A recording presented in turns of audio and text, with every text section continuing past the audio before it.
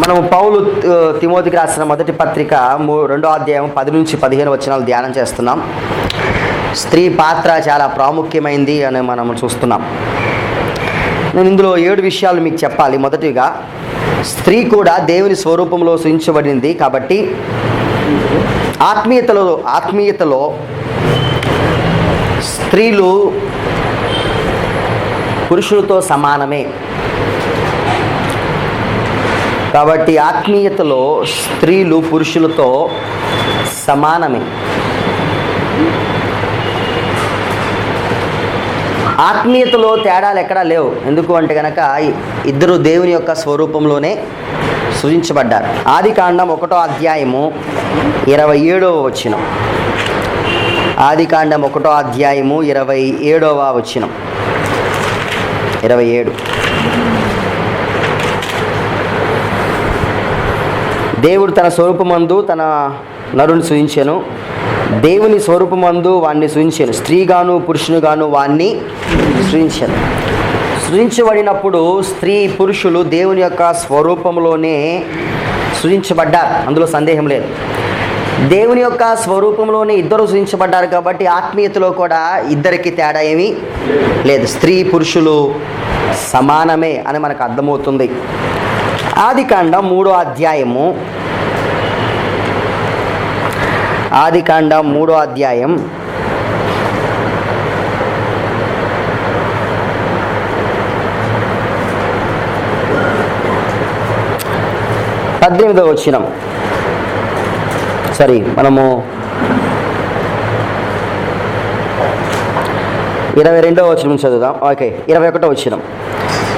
దేవుడైన యెహోవా ఆదామునకు అతని భార్యకును చర్మపు చొక్కాయలను చేయించి వారికి తొడిగించాను. మేబీ ఈ ఆది కాండంలోనికి వెళ్తే 3వ అధ్యాయంలో పాపం జరిగింది. బైబిల్ క్లియర్గా చెప్పిన విషయం ఏంటంటే, మన పౌలు రాసిన పత్రికలను చూస్తాం. ఆదాము పాపము చేశాడు అని మనం చూస్తాం. వాస్తవంగా పాపం చేసింది మాత్రం మొదట అవ్వ, ఆ తర్వాత ఆదాము పాపం చేసినట్లుగా మనకు బైబిల్లో ఉంది. సరే, పాపమును విషయమును పక్కన పెడితే సృజించబడినప్పుడు ఇద్దరు దేవుని యొక్క స్వరూపములోనే సృజించబడ్డారు. ఒకవేళ 3వ అధ్యాయం 15వ వచనాన్ని మనం పరిశీలిస్తే అక్కడ రక్షకుని గురించిన ప్రవచనము అనొచ్చు, వాగ్దానము అనొచ్చు. 3వ అధ్యాయం 15వ వచనంలో రక్షకుని గురించిన వాగ్దానము అక్కడ చూస్తాం. ఆ వాగ్దానం ఎలా నెరవేర్చబడుతుంది అని అనుకుంటే గనక బలి అర్పణ ద్వారా నెరవేర్చబడుతుంది అని సూచనగా దేవుడు చూపించాలి అనుకున్నట్లయితే అలా చూపించి ఉంటే అదే 21వ వచనం అయితే గనక బలి ద్వారా మనిషి మరలా పాపము పోగొట్టుకుని నీతి వస్త్రాలు ధరించుకుంటాడు అని ప్రభువు సింబాలిక్గా అక్కడ కార్యం జరిగించినట్లయితే గనక జరిగించిన కార్యంలో, ఆ రక్షణ కార్యంలో ఎవరెవరికి చర్మపు చొక్కాయలు తొలగించాడు అంటే కనుక ఆదామునకును అతని భార్యకును చర్మపు చొక్కాయలను చేయించి వారికి తొడిగించాడు. చాలా క్లియర్గా ఉంది. ఆదాముకు ఇచ్చాడు. అవును, ఓకే. ఎవరితో చేయించారు? ట్రీటీ కదా, ఇంకొకళ్ళు చేసి ఉంటారు. త్రిత్వం కదా అక్కడ. ఇంకెవరు లేరు, మొత్తం టోటల్గా 5గురే. లేకపోతే దేవదూతలు. ఎందుకంటే దేవదూతలు ఎప్పుడు సూచించబడ్డారో మీకు చెప్పాను. చేస్తే త్రిత్వంలో చేసి ఉండాలి, లేకపోతే దేవదూతలన్నా చేయించాలి. ఓకే. సో దేవుడు చర్మపు చొక్కాయలను చేయించి ఆదాముకు ఒక్కడికే ఇవ్వాల. ఆదామునకు క్లియర్గా చెప్పాడు, అతని భార్యకును చర్మపు చొక్కాయలను చేయించి వారికి అన్నాడు. మరలా వారికి అంటే వారిద్దరికి తొడిగించాను. రక్షణ ఇవ్వాలి అని అనుకున్నాడు అనుకుందాం దేవుడు. రక్షణ కేవలం ఆదాముకు మాత్రమే కాదు ఇస్తుంది, రక్షణ అవ్వకు కూడా ఇచ్చాడు. దేవుని స్వరూపములో సూచించబడినప్పుడు వారిరువురి మధ్య ఏ తేడా లేవు. స్త్రీ ఎంత ఆధ్యాత్మికమైనదో లేకపోతే పురుషుడు ఎంత ఆధ్యాత్మికమైన వాడో అంతే ఆధ్యాత్మిక విలువలు కలిగింది కూడా స్త్రీ.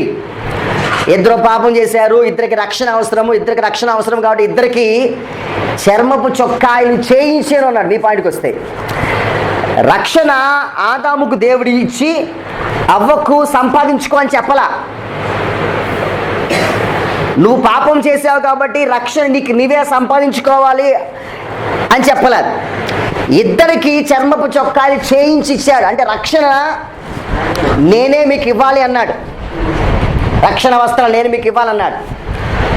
మూడో విషయం ఇందులో, రక్షణ వస్త్రాలు నేనే మీకు ఇవ్వాలని చెప్పి ఆదాముకు ఒక రక్షణ వస్త్రము, అవ్వకు ఒక రక్షణ వస్త్రం ఇవ్వాల. ఆదాముకు అవ్వకు ఒకటే ఇచ్చినట్లుగా మనం చూస్తాం. ఇందులో మనం తెలుసుకోవాల్సిన విషయం ఏంటంటే, సృజించినప్పుడు దేవుని స్వరూపంతో ఎట్లా సృజించబడ్డారో రక్షణ విషయంలో కూడా అట్లానే ఎంత మాత్రం తేడా లేదు. వీళ్ళిద్దరి మధ్య రక్షణ విషయంలో కూడా ఎంత మాత్రము తేడా లేదు అని మనము గమనిస్తున్నాము. So they are equal in status, వారు స్టేటస్లో చాలా సమానమైన వారు అన్నట్లుగా మనకు అర్థమవుతుంది. అపోస్తుల కార్యగ్రంథం 2వ అధ్యాయము 17-18 వచనాలు. అపోస్తుల కార్యగ్రంథం 2వ అధ్యాయము 17-18 వచనాలు.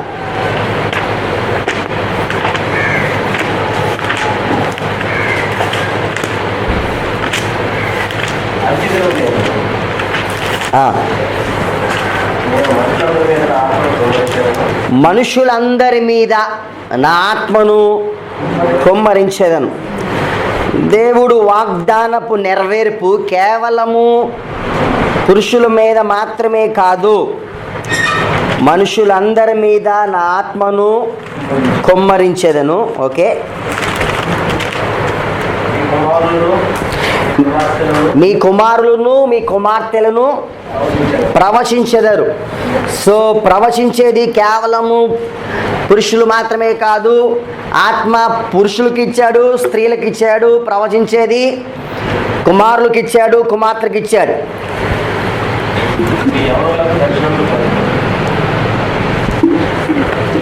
సో మనం చూసినట్లయితే కనుక స్వభావంలో తేడా లేదు. ఆ తర్వాత రక్షణ విషయంలో ఎక్కడ డిఫరెన్స్ కనిపించట్లేదు. ఆత్మను పొందుకునే విషయంలో కూడా ఎక్కడ డిఫరెన్స్ మనకు కనిపించటం లేదు. 1 కొరింథీ రాసిన మొదటి పత్రిక 12వ అధ్యాయం, కొరింథీ రాసిన మొదటి పత్రిక 12వ అధ్యాయం 7వ వచనం.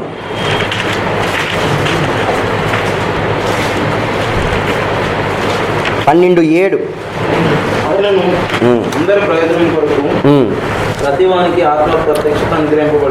అందరి ప్రయోజనం కొరకు, ఇక్కడ కేవలం పురుషుల ప్రయోజనం కొరకు మాత్రమే కాదు, అందరి ప్రయోజనము కొరకు ప్రతివానికి, ప్రతి ఒక్కరికి, స్త్రీలకు పురుషులకు ఆత్మ ప్రత్యక్షత అనుగ్రహించబడి ఉన్నది.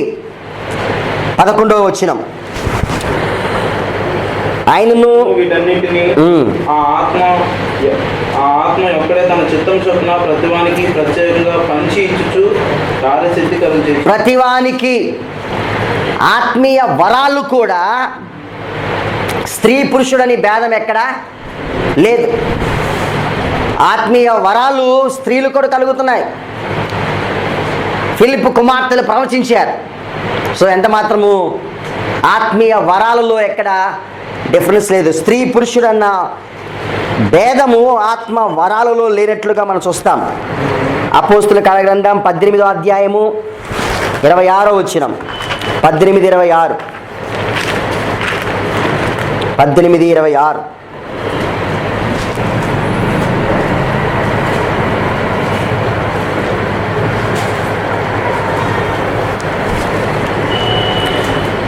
చదువుతారా?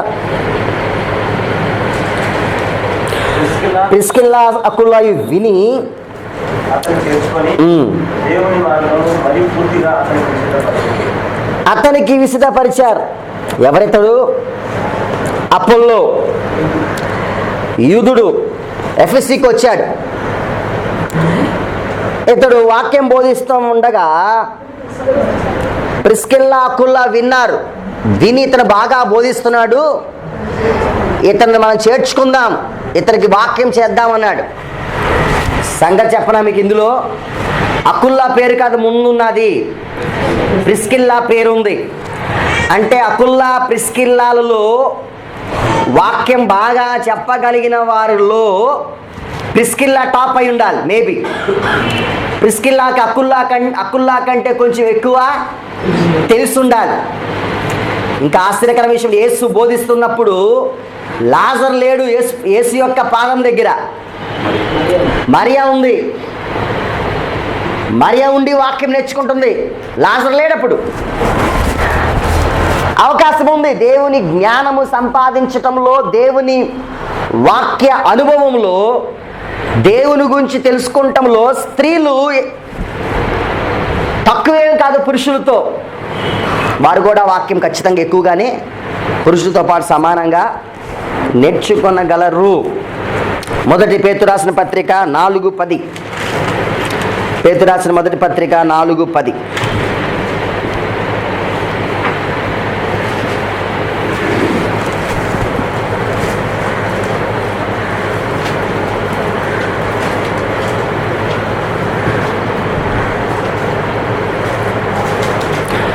దేవుని నానా విధమైన కృప విషయమై మంచి గృహ నిర్వాహకులై ఉండి ఒక్కొక్కడు కృపావరము పొందు కొలది ఒక్కొక్కడు ఉపచారము చేయుడు. దేవుడు అందరికీ సమానంగా కృపావరములు ఇస్తున్నట్లుగా మనకు అర్థమవుతుంది. ఇక్కడ 2 భాగాలు చేశాడు వరాలను 11వ వచనంలో. ఒకటి స్పీకింగ్ ఎబిలిటీ, రెండోది సర్వింగ్ ఎబిలిటీ. మీరు 11వ వచనంలో చూస్తే కనుక, ఒకడు బోధించువాడై ఎడల దైవోక్తులు బోధించినట్లును బోధింపవలను, ఒకడు ఉపచారము చేసిన ఎడల దేవుని అనుగ్రహము సామర్థ్యము కొలది చేయవలను. 2 వరాలు. బైబిల్లో చెప్పబడిన వరములన్నిటిని 2 భాగాలుగా చేశాడు. ఒకటి మాట్లాడే వరం, రెండవది పరిచర్య చేసే వరం. ఏ వరాలైనా కానీ దీని కిందే వస్తాయి 2 వరాలు. వాళ్ళు మాట్లాడగలరు, రెండవది ఎంత పనైనా మిగతా వాళ్ళు చేయగలరు. వారికి సామర్థ్యం కొలది ఇచ్చాను అన్నాడు దేవుడు. అంటే ఈ వరాలు కేవలం పురుషులకు మాత్రమే కాదు, కానీ ఈ వరాలు స్త్రీలకు కూడా దేవుడు ఇచ్చినట్లుగా మనకు అర్థమవుతా ఉంది. 8:12 అపోస్తుల కార్యగ్రంథం 8వ అధ్యాయము 12వ వచనం.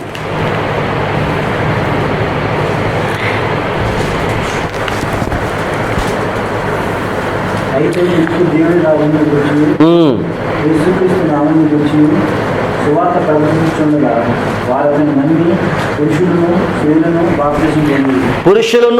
స్త్రీలను బాప్తిసం పొందారు. No difference. వీరందరూ బాప్తిసం పొందినట్లుగా చూస్తాం. గలతీ పత్రిక 3, గలతీ రాసిన పత్రిక 3వ అధ్యాయం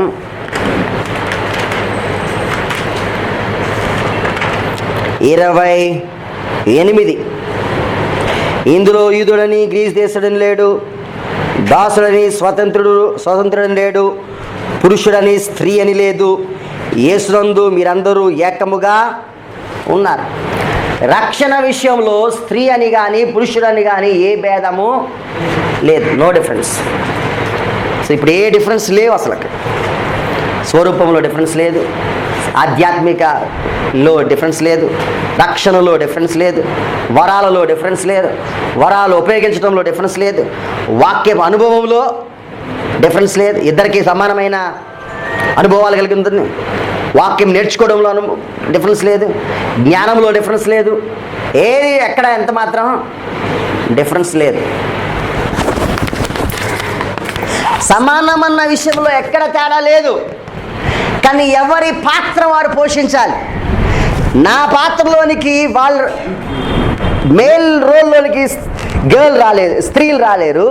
స్త్రీల పాత్రలోనికి పురుషులు వెళ్ళలేరు. పౌలు రాస్తూ అంటాడు, అందులో అసలు ఎటువంటి పరిస్థితుల్లో బైబిల్ అంతా ధ్యానం చేస్తే ఎక్కడ తేడా వచ్చినట్లుగా మనకు కనిపించదు. అన్ని విషయాల్లో పురుషులతో పాటు సమానమే స్త్రీలు. మళ్ళీ 33% రిజర్వేషన్ కూడా తీసుకున్నారు ఇప్పుడు వాళ్ళు, అయినా సమానమే, నో డౌట్. మొదటి విషయం, స్త్రీలు సృష్టిలో దేవుని పోలికగానే సృజించబడ్డారు. రెండో విషయం,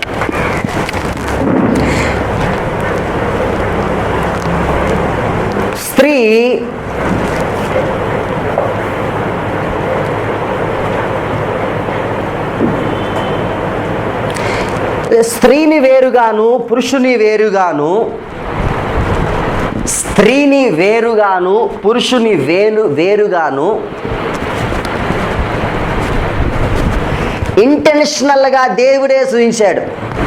ఇంటెన్షనల్గా అంటే ఉద్దేశపూర్వకంగా దేవుడే సృజించాడు. 2:18 ఆదికాండం 2:18.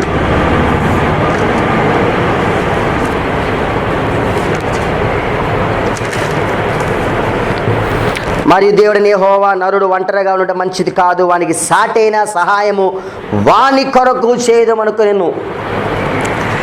ఇంటెన్షనల్గా పురుషుడు చేసి ఆ పురుషుడుకు సాటి అయిన సహాయము, ఎగ్జాక్ట్లీ కరస్పాండింగ్, ఎగ్జాక్ట్గా ఈ పురుషుడుకు కరస్పాండ్ చేసేది, సహాయం చేసేది చేయాలని దేవుడు అనుకున్నట్లుగా చూస్తాం. సాటి అయిన సహాయము అన్నాడు.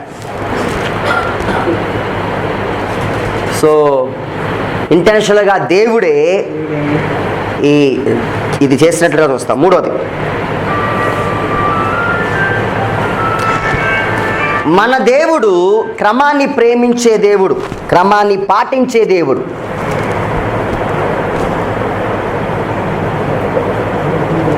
మన దేవుడు క్రమాన్ని పాటించే దేవుడు కాబట్టి ఆయన సృజించిన ప్రతి దానిలోనూ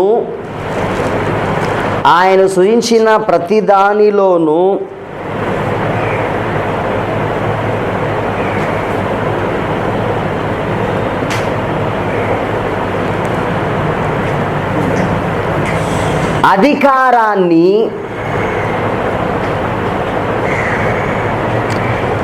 నియమించాడు.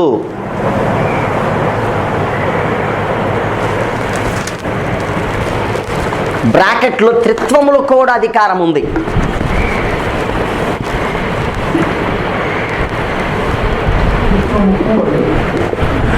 త్రిత్వములో కూడా అధికారం కనిపిస్తుంది.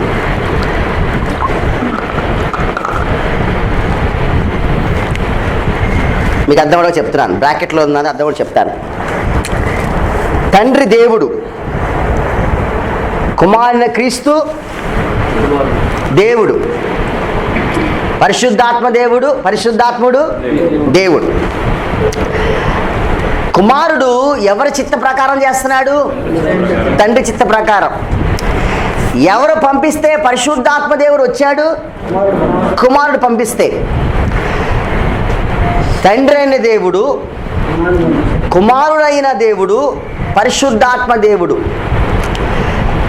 మీరు గమనిస్తే ట్రినిటీ కనిపిస్తుంది అక్కడ. ముగ్గురు దేవుడిలా కనిపిస్తున్నారు. దేవుళ్ళే ముగ్గురు, తండ్రి దేవుడు, కుమారుడు దేవుడు, పరిశుద్ధాత్మ దేవుడు. అయితే నేను మీకు ట్రినిటీ చెప్పేటప్పుడు చెప్పాను, తండ్రి యొక్క ఆజ్ఞ మేరకు మాత్రమే కుమారుడు చేస్తాడు. కుమారుడు తనకు తాను ఏమీ చేయడు. పరిశుద్ధాత్మ దేవుడు ఏది కుమారుడు బోధించాడో అవే మీకు బోధిస్తాడు, వాటినే మీకు జ్ఞాపకం చేస్తాడు. మీకు అర్థమవుతుందా? అంటే ఇప్పుడు అధికారం ఉందా లేదా? ఆర్డర్ ఉంది పైనుంచి. తండ్రి చెప్తాడు, కుమారుడు పాటిస్తున్నాడు. తండ్రి ఇంపార్టెంట్ రోల్ ప్లే చేస్తున్నాడు. తను క్రమాన్ని ప్రేమించే దేవుడు. ఒక అధికారం ఉండాలి అనుకున్నాడు. అధికారం లేకపోతే, అథారిటీ లేకపోతే క్రమంగా ఉండదు ఏది. అలా క్రమంగా ఉండాలి కాబట్టి అధికారం ఖచ్చితంగా ఉండాలి. అందుకే ట్రినిటీలో కూడా అథారిటీ కనిపిస్తుంది మనకి. ఎక్కడైనా ముగ్గురు కమ్యూనికేట్ చేసుకుంటారు, కానీ ముగ్గురు ఇద్దరు ఏమంటారంటే తండ్రి ఏం చెప్పాడో అది చేస్తామంటాడు. మీరు ప్రార్థన చేసినప్పుడు పరలోకమందున్న ఎవరు ప్రార్థన చేయమని చెప్పారు? యేసు చెప్తున్నాడు. మీరు ఎలా ప్రార్థన చేయాలి? పరలోకమందున్న మా తండ్రి అన్నారు. అంటే పరలోకంలో ఉన్న ఎవరికి ప్రార్థన చేయాలి మనం? అంటే అధికారం ఎవరిది? కుమారుడు దేవుడు కాదా? దేవుడే. కానీ అధికారం ఎవరిది? ఎవరి నామంలో చేస్తున్నా? యేసు నామంలో. ఆర్డర్ కనిపిస్తుంది అక్కడ. ఆయన సూచించిన క్రమంలో, సృష్టి క్రమంలో ప్రతిదానికి ఒక అథారిటీని ఆటోమేటిక్గా ఆయన డిఫాల్ట్గా పెట్టాడు. బ్రాకెట్లు రాసుకున్న ఆ మాటకు వస్తే త్రిత్వంలో కూడా ఏముంది? అథారిటీ ఉంది. తండ్రి అథారిటీ కలిగిన వాడు కుమారుడి కంటే. కుమారుడు దేవుడే, కానీ కుమారుడు తండ్రి చెప్పిందే చేస్తాడు. నా సొంతగా నేనేమి, తండ్రి చిత్తం నెరవేర్చుటే నాకు ఆహారం. నేను మీకు ఏది బోధించట్లా, తండ్రి ఏది బోధించమన్నాడో అదే బోధిస్తున్నా. సో తండ్రి చెప్పినట్లు వస్తాం. ఆ బోధనని మనకి ఎట్లా తెలిసినాయి? పేతురు రాసిన 2 పత్రిక 2 మొదటి అధ్యాయం. ఆత్మ చేత ప్రేరేపించబడ్డారు. లేఖనం రాశారు. తిమోతి రాసిన 2 పత్రిక 3:16లో దైవావేశం వల్ల కలిగిన ప్రతి లేఖనం దేవుని విషయాలు చెప్పింది ఎవరు? పరిశుద్ధాత్మ దేవుడు. సో ఇక్కడ అథారిటీ మనకు ఖచ్చితంగా కనిపిస్తుంది. అట్లాగే మనుషులను సృజించిన ఈ సృష్టి క్రమంలో కూడా ఖచ్చితంగా మనకు అథారిటీ కనిపిస్తూ ఉంది. అథారిటీ మనకు ఖచ్చితంగా కనిపిస్తుంది. దేవదూతల్లో అథారిటీ ఉందా? ఈ క్రమం ఉందా? ఉంది. ప్రధాన దూత అంటే మీనింగ్ ఏంటి? అధికారం కలిగిన దూత అని అర్థం. ఇప్పుడు మికాయేలు దూత వర్తమానం తీసుకురావడం అందరికంటే లీడర్. గాబ్రియల్ దూత వర్తమానం తీసుకురావడం అందరికంటే లీడరు. మికాయేలు దూత యుద్ధం చేయడంలో అందరికంటే లీడరు. ఇక మీరు చూస్తే కొలస్సీ రాసిన పత్రిక 1వ అధ్యాయం 16వ వచనంలో, కొలస్సీ రాసిన పత్రిక 1వ అధ్యాయం 16వ వచనం,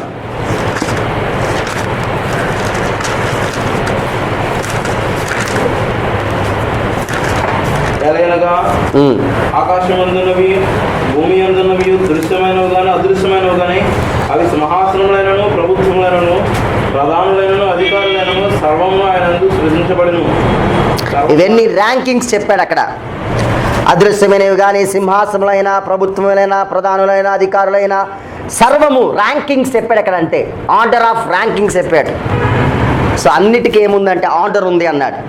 త్రిత్వంలో అధికారం ఉన్నట్లుగా, దూతలలో అధికారం ఉన్నట్లుగా మానవుల్లో కూడా అధికారం ఉంది. మానవులు కూడా అధికారం ఉంది. గవర్నమెంట్ ఉంది. గవర్నమెంట్ ఏం చేస్తుంది? అధికారం చేస్తుంది. గవర్నమెంట్ అధికారం చేస్తున్నట్లుగా మనకు కనిపిస్తూ ఉంది. కింగ్ ఉన్నాడు, ప్రాఫిట్ ఉన్నాడు, ప్రీస్ట్ ఉన్నాడు, యాజకుడు, ప్రవక్త, రాజు. ఒక్కొక్క ఏరియాలో ఒక్కొక్కళ్ళు అధికారం చేస్తున్నాడు. ప్రధాన యాజకుడు అంటాం, అతడు యాజకుల్లో అధికారం కలిగిన వాడు. రాజు అన్నాం, రాజరికంలో అతడు అధికారం కలిగిన. గవర్నమెంట్ మినిస్ట్రీ ఉంది, మినిస్ట్రీ పైకి చీఫ్ మినిస్టర్ అధికారం కలిగిన వాళ్ళు.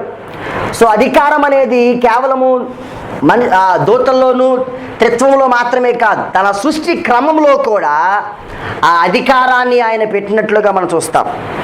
మన లాస్ట్ టైం మనం చూసినట్లుగా ఇస్రాయేల్ దేశపు పెద్దలు ఉన్నారు. లాస్ట్ టైం చూసాం. ఇస్రాయేల్ దేశపు పెద్దలు. ఇస్రాయేల్ దేశానికే కాదు, ఇస్రాయేల్ దేశ ప్రక్కన దేశానికి కూడా పెద్దలు ఉన్నట్లుగా లాస్ట్ టైం చూసాం. గ్రామ పెద్దలు, పట్టణ పెద్దలు, ఫరోక్ పెద్దలు, కుటుంబ పెద్దలు. ఎందుకని పెట్టాడు దేవుడిది? ఎందుకనే ఊరు పెద్దలు ఎందుకట్లా పెట్టాడు ఆయన?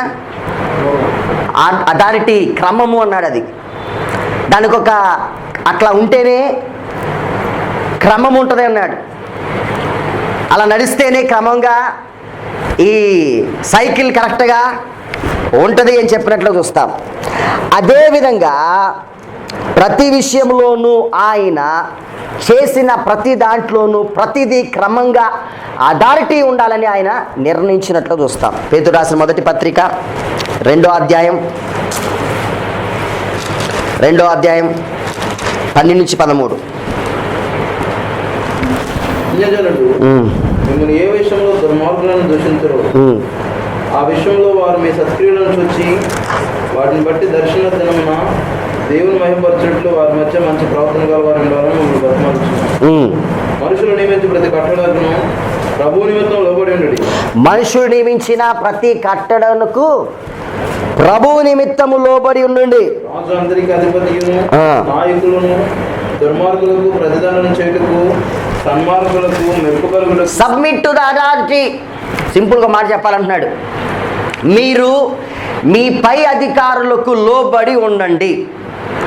అలా లోబడి ఉండటం అనేది కొత్త విషయం ఎంత మాత్రం కాదు, ఇది పాతదే. దూతల్లో లోబడి ఉండటం అనేది ఉన్నది, సృష్టిలో లోబడి ఉండటం అనేది ఉంది, ఆ మాట కోసం త్రిత్వంలో కూడా ఉంది. అది కొత్త ఏమీ కాదు. అది లోబడి ఉండుట, అథారిటీ కలిగి ఉండుట, ఒకదానికి ఒకటి పైగా ఉండుట అనేది ఎప్పుడు అది కొత్త ఏమి విషయం కాదు, అది పాత విషయమే. మీరేం చేయాలంటే అథారిటీ కలిగి ఉండండి అని చెప్పినట్లుగా చూస్తాం. 4వ విషయం,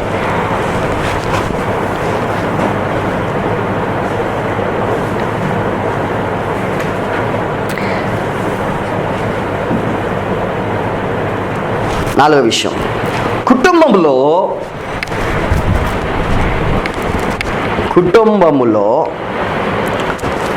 భార్య భర్తకు లోబడి ఉండాలని చెప్పబడింది. It's Bible commandment. అది బైబిల్ యొక్క ఆజ్ఞ. అది బైబిల్ యొక్క ఆజ్ఞ.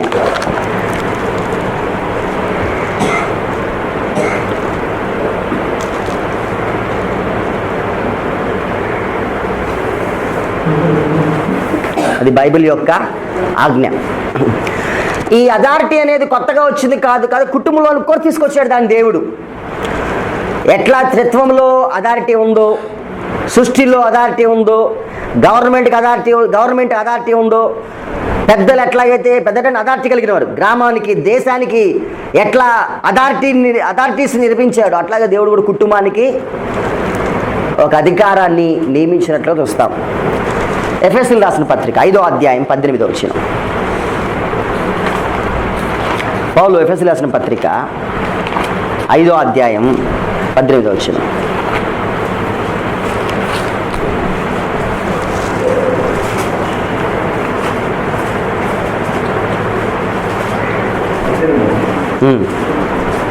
మరియు మద్యముతో భక్తులై ఉన్నది. ఓకే, దానిలో వ్యాపారం కాదు, అయితే ఆత్మపూర్తులై ఉన్నది. 19, 20, 21. ఒకరినొకరు కీర్తనతో సంగీతాలతో ఆత్మసంగీతాలతో ఆడుతారు.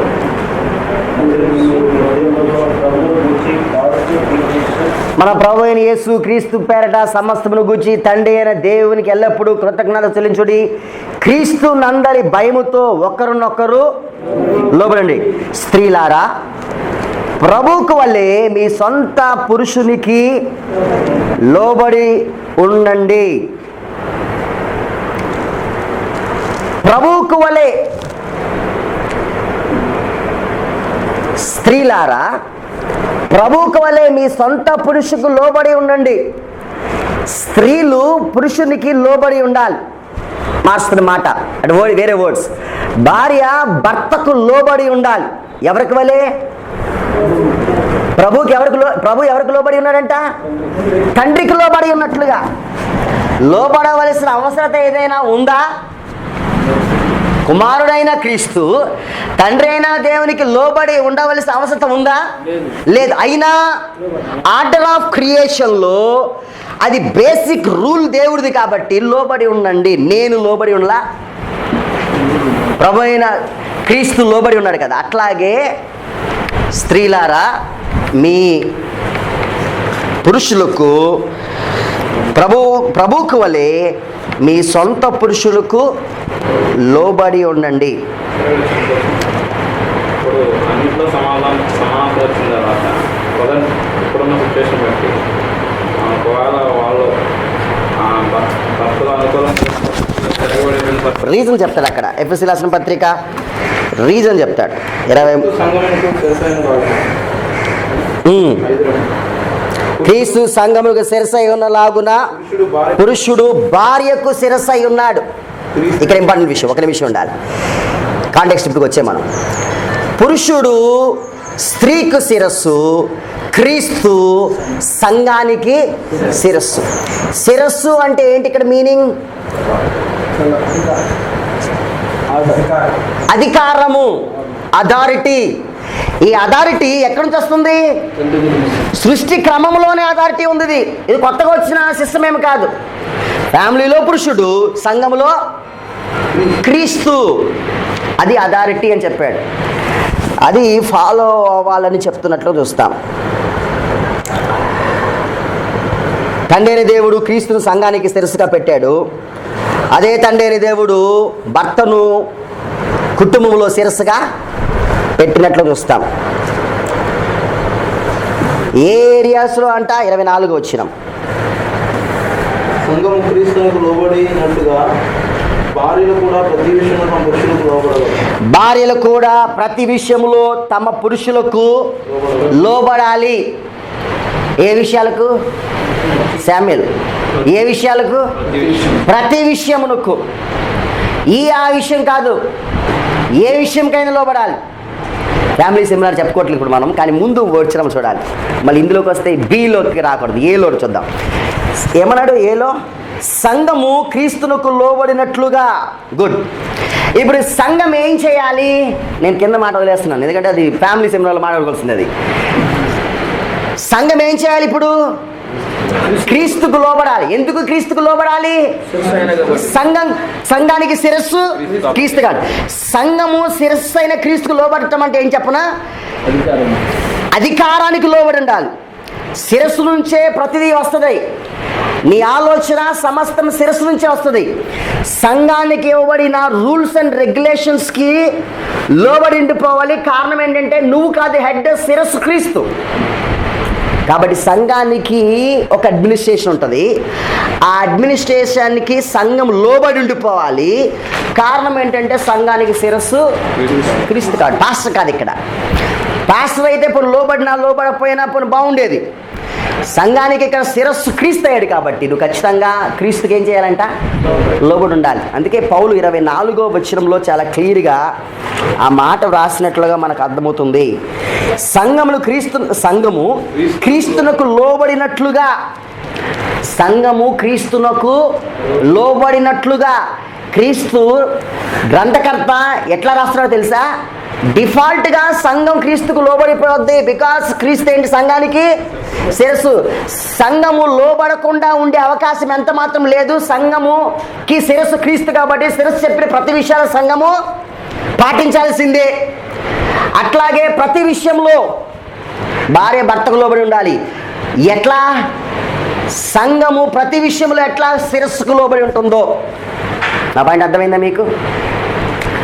సంఘము శిరస్సుకు ప్రతి విషయంలో ఏం చేయి ఉండాలి? లోబడి ఉండాలి. లోబడి ఉండాలంటున్నాను.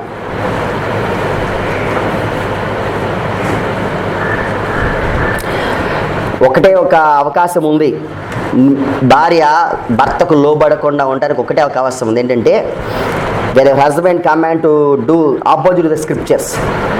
లేఖనాలకు వ్యతిరేకంగా నీ భర్త నిన్ను చేయమన్నప్పుడు తప్ప ప్రతి విషయంలోనూ భార్య భర్తకు లోబడినారు. అఫ్కోర్స్ 3 వచనాలే భార్యకు చెప్పాడు. ఫ్యామిలీ సెమినార్ కదా, అయినా కానీ ఖచ్చితంగా చెప్పాలి ఈ మాట. ఎందుకంటే అన్ని లోబట్టం అయితే బాగుంటుంది కదా. అఫ్కోర్స్ 3 వచనాలే చెప్పాడు లోబట్టం స్త్రీల గురించి. 3 వచనాలే. కానీ అక్కడి నుంచి చివరి వరకు మరలా భర్త గురించి మాట్లాడతాడు. భార్యకు 3 వచనాలే, మిగిలిన ఈ 8, 9 వచనాలన్నీ భర్తకు చెప్పాడు. అవి మనమేమి ఇప్పుడు డిస్కషన్లోకి వెళ్ళటలేదు. సో కుటుంబంలో అథారిటీ ఉంది. అది 4వ విషయం చూస్తాం. 5వ విషయం, ఈ అథారిటీ, ఈ అధికారము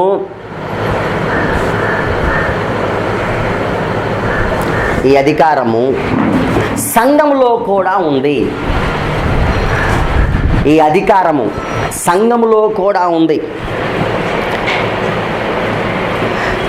లాస్ట్ మంత్లో చెప్పాను, క్రీస్తు తన అధికారాన్ని సంఘములో ఎట్లా చూపిస్తున్నాడు? అసైన్మెంట్ రాసిన వాళ్ళు, రాస్తున్న వాళ్ళు నా ప్రశ్న వినాలా? క్రీస్తు సంఘానికి శిరస్సు కదా. సంఘానికి శిరస్సు అంటే అర్థం ఏంటి? తన సంఘం పైన అధికారం. తన అధికారాన్ని సంఘం పైన ఎట్లా ప్రదర్శిస్తున్నాడు? ఒకటి వాక్యం ద్వారా, ఒకటి వాక్యం కాదు వాస్తవానికి చెప్పింది, 2 వాక్యం. ఒకటి ఎల్డర్స్ ద్వారా, పాస్టర్ కాదు, ఎల్డర్స్ ద్వారా, సంఘ పెద్దల ద్వారా తన అధికారాన్ని ప్రదర్శిస్తున్నాడు, వ్యక్తపరుస్తున్నాడు. ఏదైనా రాసుకోవచ్చు. సో ఎన్నో విషయం రాస్తారు మనం? 5వది. ఈ క్రమము సంఘంలో కూడా ఉంది. అంటే సంఘము కూడా తన అధికారానికి ఖచ్చితంగా లోబడి ఉండాలి.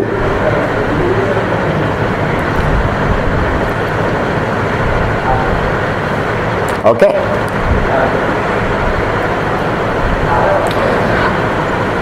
సో తన అధికారాన్ని సంఘ పెద్దల ద్వారా ఆయన ప్రదర్శిస్తున్నాడు.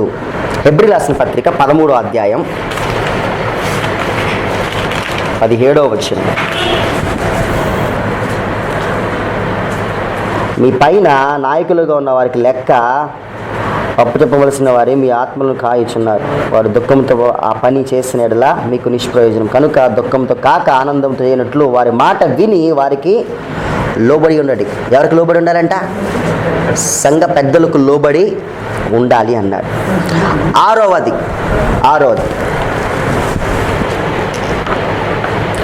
సంఘ పెద్దలు ఇప్పుడు ఎవరికి లోబడి ఉండాలంటే మనం ఇప్పుడు సంఘ పెద్దలు. కాబట్టి సంఘ పెద్దలు క్వాలిఫైడ్ అయి ఉండాలి.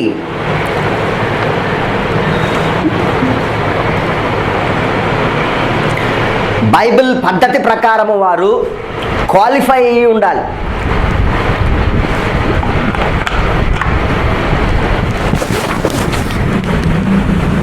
ఆరో విషయం, చర్చిలో దేవుడు తన పరిపాలనను ఎల్డర్స్ ద్వారా సంఘ పెద్దల ద్వారా చేస్తున్నారు. కాబట్టి లేఖనములో చెప్పినట్లుగా సంఘ పెద్దలను నియమించుకోవాలి. అర్హులైంది. అది 6వ పాయింట్. 7వది, సంఘమును కూడా ఒక క్రమం ఉన్నది. కాబట్టి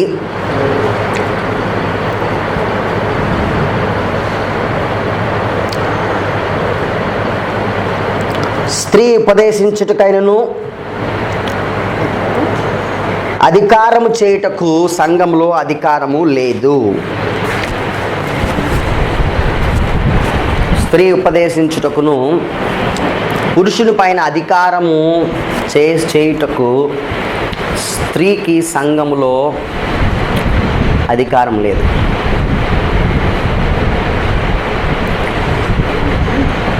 తిమోతికి రాసిన మొదటి పత్రిక 2వ అధ్యాయము 10 నుంచి 11 వచనాలు.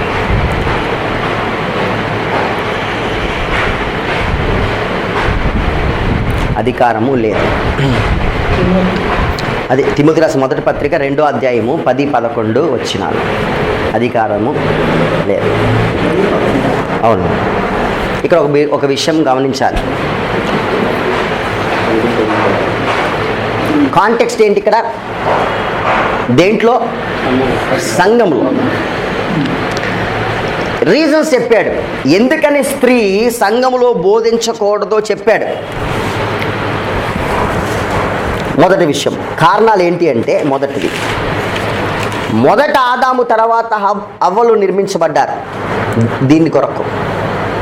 ఎందుకని స్త్రీ సంఘంలో మౌనంగా బోధించకూడదు మరియు పురుషుని మీద అధికారం చేయకూడదు అంటే రీజన్స్ అక్కడే చెప్పాడు. మనం ఎక్కడికో వెళ్ళక్కర్లా. రీజన్ ఎక్కడ దాకా తీసుకెళ్ళాడు? ఆదికాండం మొదటి అధ్యాయంలో తీసుకెళ్ళాడు. రీజన్ ఏంటంట? మరియు ఆదాము మోసపరుచుకున్నది. మొదటి రీజన్, స్త్రీ ఆదాము తర్వాత అవ్వ నిర్మించబడింది. మొదటి రీజన్, ఆదాము తర్వాత అవ్వ సృజించబడింది కాబట్టి అది మొదటి రీజన్. రెండవ రీజను, ఆదాము మోసపరచబడలేదు కానీ స్త్రీ మోసపరచబడింది. ఆదాము మోసపరచబడలేదు కానీ స్త్రీ మోసపరచబడింది.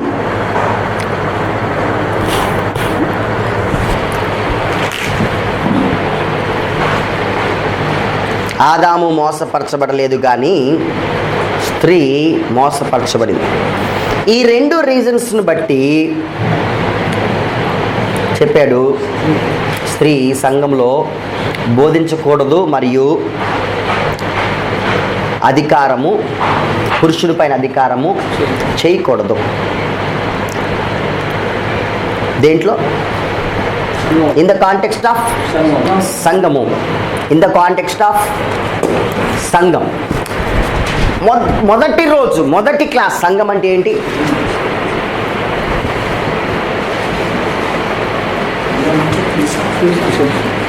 మీరు వెళ్ళాక ఇంటికి వెళ్ళాక పుస్తకం తీయలే, డౌట్ లేదు అందులో. సంఘం అంటే ఏంటి? ప్రశ్న మారుస్తున్నా. సంఘానికి జనరల్ గ్యాదరింగ్కి ఉన్న డిఫరెన్స్ ఏంటి? పోనీ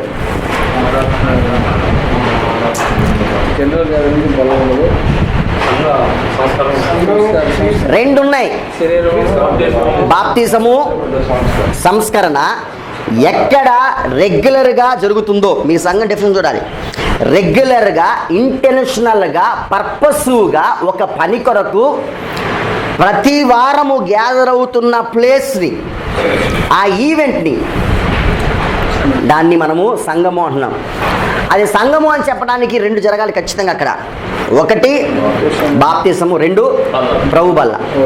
అలా క్రమము తప్పకుండా ఇంటెన్షనల్గా, పర్పస్గా జరుగుతూ ఉంటేనే దాన్ని సంఘము అంటారు. కానీ ఊరికి ప్రతి ఆదివారం సాయంత్రం ఒక చోట గ్యాదర్ అయిపోతున్నాము అంటే అది సంఘము కాదు. ఎక్కడ స్త్రీ ఇప్పుడు బోధించకూడదు, పురుషుల మీద అధికారం చేయకూడదు? సంఘంలో. మిగతా చేయొచ్చు, నాకు కరెక్టే. ఇప్పుడు ఆమె సంఘంలో చెప్తుందో ఎక్కడ చెప్తుందో మనకు తెలియదు. జాయిస్ బేగా చేయొచ్చా? ఈ కాంటెక్స్ట్లో చేయకూడదు.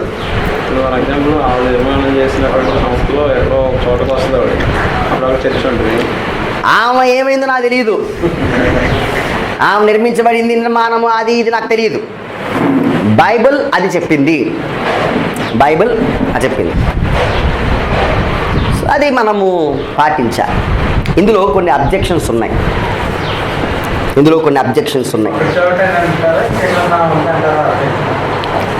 అంటే అబ్జెక్షన్స్ అంటే దీన్ని వాదించడానికి వాదనలు, ప్రతివాదనలు ఉన్నాయి కదా. సంఘంలో, ఏ సంఘంలో?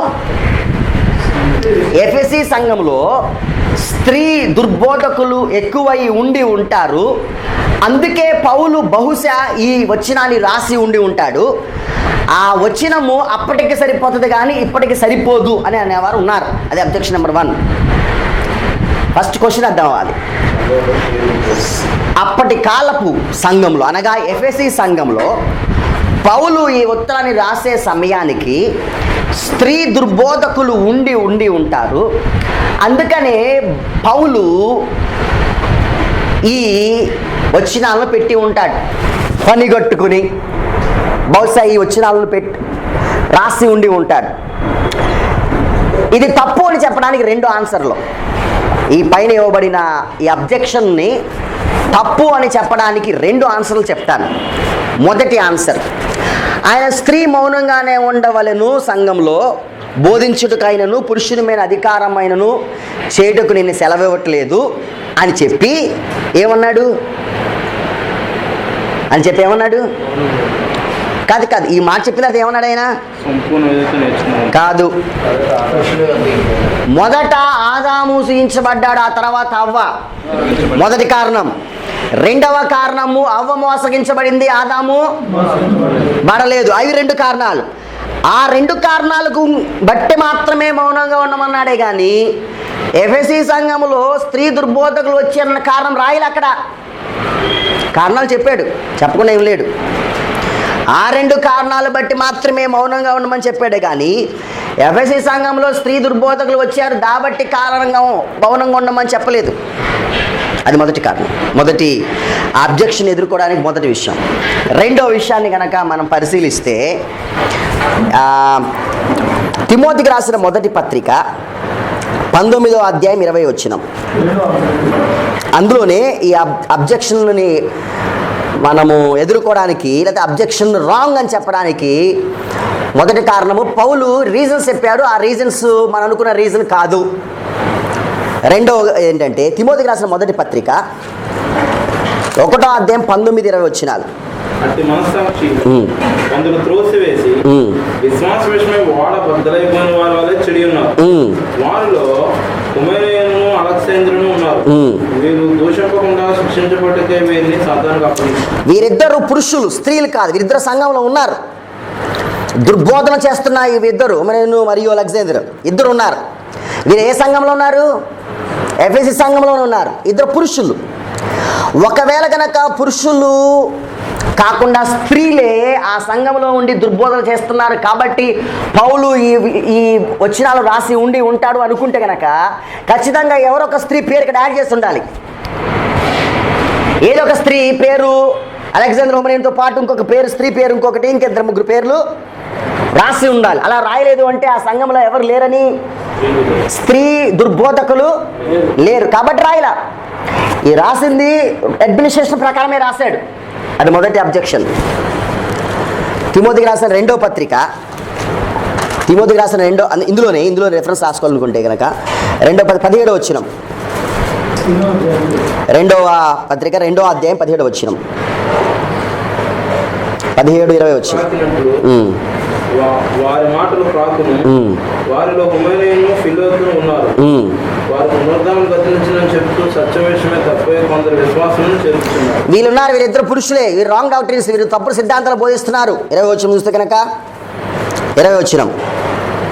గొప్ప ఇంటిలో వెండి పాత్రలను బంగారు పాత్రలు మాత్రమే కాక కర్రవియు మంటివియు కూడా ఉంటుంది. వాటిలో కొన్ని ఘనతలకు వినియోగించబడును. పౌలు అంటున్నాడు, అయ్యా సంఘంలో అనేక మంది ఉన్నారు కానీ కొంతమంది దుర్బోధకులు చేస్తున్నారు. ఆ దుర్బోధలను బట్టి నేను ఖండిస్తున్నాను, వారిని నేను సాతానుకు అప్పగించాను అన్నాడు. చిత్రం ఏంటంటే దుర్బోధల గురించి రాస్తూ పౌలు రాసిన పేర్లన్నీ పురుషులే రాశాడు కానీ స్త్రీలు ఎక్కడా రాయలేదు. అయినా కానీ ఎందుకు పౌలు తిమోతికి రాసిన మొదటి పత్రిక 2వ అధ్యాయం 10-11 వచనాలు రాస్తున్నాడు? Because it's a church administration, that's all. అది సంఘం యొక్క అడ్మినిస్ట్రేషన్ కాబట్టి. అపోస్తలుల కార్యగ్రంథం 20వ అధ్యాయం 30 వచనం. అపోస్తలుల కార్యగ్రంథం 20:30.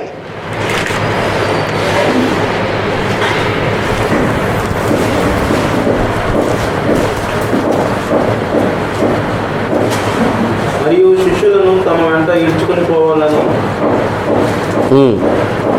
వంకర మాటలు పలుకు మనుషులను మీలోనే బయలుదేరు.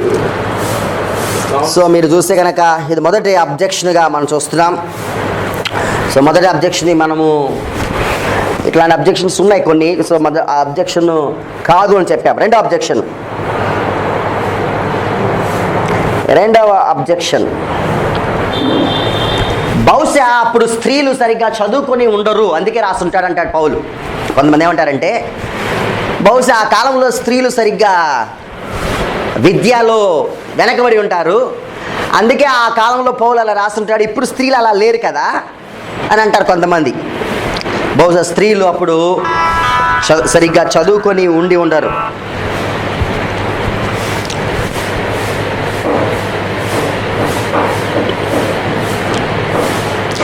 ఎఫ్ఎస్సి పట్టణంలోకి వెళ్తే కనుక స్త్రీలు మెయిన్ రోల్ ప్లే చేస్తున్నారు ఎడ్యుకేషన్లో. అప్పటి కాలపు మొదటి శతాబ్దంలో చరిత్రగా చూస్తే కనుక ఎఫ్ఎస్సి సంఘానికి ప్రాముఖ్యంగా ఎడ్యుకేషన్లో స్త్రీలే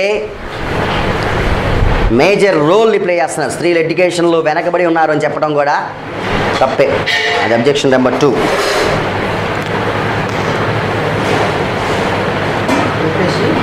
ఎఫ్ఎస్సి సంఘంలో మొదటి శతాబ్దంలో స్త్రీలు